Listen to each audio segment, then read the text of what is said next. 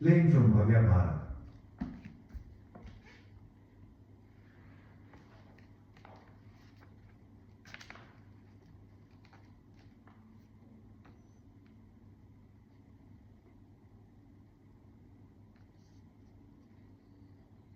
श्री योगानंद जी परम वैष्णव संत और श्री राम भक्त श्री योगानंद जी के गृहस्थाश्रम का नाम श्री यज्ञेश दत्त था। आपके पिता श्री मणिशंकर जी परम यशस्वी वैदिक ब्राह्मण और भगवान सूर्य के भक्त थे। भगवान सूर्य देव के वरदान से गुजरात प्रांत में सिद्धपुर में आपका जन्म वैशाख कृष्ण 7 संवत 1457 विक्रम को हुआ।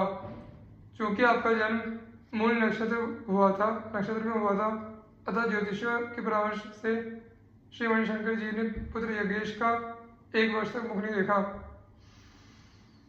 और इस अवधि में तीर्थ यात्रा करते रहे। होनहार बिरवान की हो चीखने पात वाली कहावत बालक यज्ञेश पर सर्वथा लागू रही। आप बचपन से ही दीपक की लौ को टकटकी लगाकर देखा करते थे, जो इनके आगे चलकर सिद्ध योगी बनने का संकेत थी। बचपन में आपके नेत्र सदैव अर्धनिमीलितावस्था में ही रहा करते थे। ऐसा लगता था कि जैसे कोई योगी समाधि अवस्था में हो। एक दिन पास के बगीचे में एक संत मंडली का आगमन हुआ। बालक यज्ञेश भी माता पिता के साथ संतों का दर्शन करने गए। संतों का दर्शन करने के बाद यज्ञेश के नेत्र स्वाभाविक रूप से खुलने लगे। 9 वर्ष की अवस्था में बालक यज्ञेश का यज्ञोपवीत हुआ और वे पंडित श्रीनाथ जी महाराज की पाठशाला में विद्या अध्ययन करने लगे। बालक यज्ञेश विलक्षण प्रतिभा संपन्न थे। उनकी अद्भुत प्रतिभा को देखकर श्रीनाथ जी ने उन्हें काशी जाकर विद्या अध्ययन करने का परामर्श दिया। बालक यज्ञेश ने गुरुपदेश को स्वीकार कर काशी में पंडित श्री नारायण भट्ट जी की पाठशाला में न्याय वेदांत का अध्ययन करना शुरू किया। थोड़े ही दिनों में आपकी गणना काशी के प्रतिष्ठित पंडितों में होने लगी। इसके बाद आप योग का अभ्यास करने लगे और इस क्षेत्र में भी आपको सफलता मिली और आप लंबी अवधि की समाधियां लगाने लगे, यहाँ तक कि आप 17 महीने तक लगातार समाधि अवस्था में रहे। काशी में ही आपका विवाह एक सुशीला ब्राह्मण कन्या से हो गया और आपका गृहस्थ जीवन सुखपूर्वक बीतने लगा। परंतु आपका जन्म तो धर्म प्रचार और जीवों को भगवत सम्मुख करने के लिए हुआ था, अतः गृहस्थ जीवन अधिक समय तक न चल सका और अर्धांगिनी का परलोक गमन हो गया। इस घटना ने आप में संसार के प्रति वैराग्य भाव को जन्म दिया और आपने पत्नी की अंत्येष्टि क्रिया करके सब धन संपत्ति ब्राह्मणों को दान कर दी। अकिंचन रूप में आप भगवान विश्वनाथ जी के दर्शन करने गए और वहीं आपको प्रेरणा हुई कि इसे विधि का विधान मानकर स्वीकार करो और स्वामी रामानंदाचार्य जी महाराज की शरण ग्रहण करो। श्री यज्ञेश जी मंदिर से सीधे श्री रामानंदाचार्य जी महाराज की शरण में आए, उनका शिष्यत्व ग्रहण किया।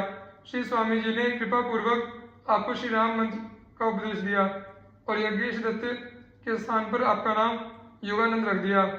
श्री स्वामी जी की आज्ञा से श्री अनंतानंद जी ने आपको प्रस्थान त्रय पर आनंद भाष्य का बोध कराया। श्री योगानंद जी महाराज भगवान श्री राघवेंद्र सरकार के अनन्य भक्त थे। श्री रामानंदाचार्य जी की दिग्विजय यात्रा के समय आप ठाकुर जी का सिंहासन अपने सिर पर रखकर स्वामी जी की पालकी के आगे आगे उल्टे पैरों चलते थे। श्री जगन्नाथ धाम के चंदन तालाब का आपने जीर्णोद्धार कराया और उसे जलपूर्ण किया। जीवन के अंतिम समय में आपने गंगासागर संगम पर निवास करते हुए भक्ति प्रचार का कार्य किया। श्री योगानंद जी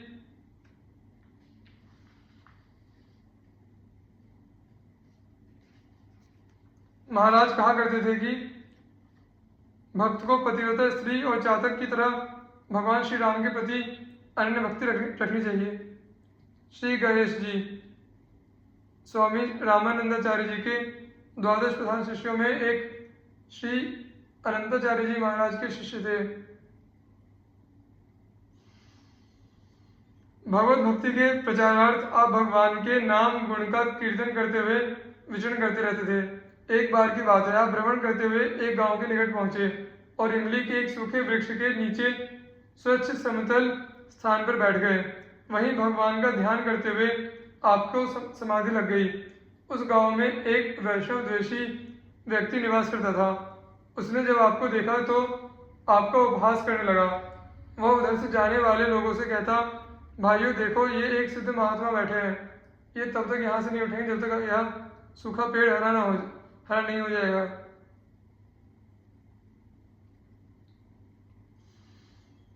इस प्रकार वह वैष्णव द्वेषी व्यक्ति श्री गणेश जी की हंसी उड़ा रहा था, परंतु गणेश जी को क्या, वे तो निर्विकार भाव से अपने इष्ट देव के स्वरूप चिंतन में मग्न थे। उन्हें बाह्य जगत का ज्ञान ही कहा था, परंतु सर्वज्ञ परमात्मा से अपने भक्त का अपमान न देखा गया। उन्होंने श्री गणेश जी की महिमा का ख्यापन करने के लिए उस सूखे इमली के वृक्ष को हरा भरा कर दिया। फिर क्या था, अभी तक जो जन समुदाय उनकी हंसी उड़ाने के लिए एकत्र हुआ था, वही अब उनकी जय जयकार करने लगा। अपने दांव को उल्टा पड़ते देख वह वैष्णव द्वेषी व्यक्ति क्रुद्ध हो गया। उसे लगा कि अब तो इस वैष्णव संत का प्रभाव जम जाएगा। उसने अपने तांत्रिक गुरु से अनुमति लेकर अभिचार कर्म द्वारा श्री गणेश जी पर मारण प्रयोग किया, परंतु उस मूर्ख को यह नहीं ज्ञात था कि सच्चे वैष्णव संतों की रक्षा में भगवान श्रीहरि का सुदर्शन चक्र सतत नियुक्त रहता है। उस दुष्ट का मारण प्रयोग श्री गणेश जी का तो कुछ नहीं बिगाड़ सका, परंतु उससे उल्टे उसके तांत्रिक गुरु की मृत्यु हो गई। अब तो वह बहुत ही घबराया और आकर श्री गणेश जी के चरणों में गिर पड़ा। श्री गणेश जी तो संत हृदय थे, तुरंत ही द्रवित हो गए और उसे अभयदान देते हुए उसके गुरु को भी पुनर्जीवित कर दिया। उनके इस प्रभाव को देखकर उस क्षेत्र का समस्त जन समुदाय उनका शिष्य बन गया। इस प्रकार आप वैष्णव धर्म का प्रचार प्रसार करते हुए संरक्षण क्या करते थे। श्री कर्मचंद जी अनंतानंद जी के शिष्य थे। आपके पिता का नाम धनचंद था। संत कृपा से व्यक्ति के जीवन में कितना परिवर्तन आ सकता है, धनचंद जी का जीवन इसका एक अनूठा उदाहरण है। धनचंद जी यथा नाम तथा गुण अर्थात प्रचुर धन संपत्ति के स्वामी थे। राजस्थान में देवासा नाम का एक ग्राम है, वहाँ के धनी श्रेष्ठियों में आपकी गणना थी। आपकी धर्मपत्नी परम भगवत भक्ता, उदार हृदया और संत सेविका थी, परंतु संत कृपा से पूर्व आपका जीवन पत्नी के सद्गुणों से ठीक विपरीत था। इसका एक कारण भी था कि धनचंद पत्नी के इतने धार्मिक होने के बाद भी संतान सुख से वंचित ही थे, अतः वे धर्म कर पूजा पाठ, संत सेवा और दान आदि को ढकोसला ही मानते थे। एक बार जो धनचंद की पत्नी गर्भवती थी तो वे किसी नास्तिक के प्रभाव में आकर पत्नी से कहने लगे कि यदि तुम्हारी संतान इस बार जीवित नहीं रही तो मैं तुम्हें मार डालूंगा, अन्यथा यह संत सेवा करना छोड़ दो।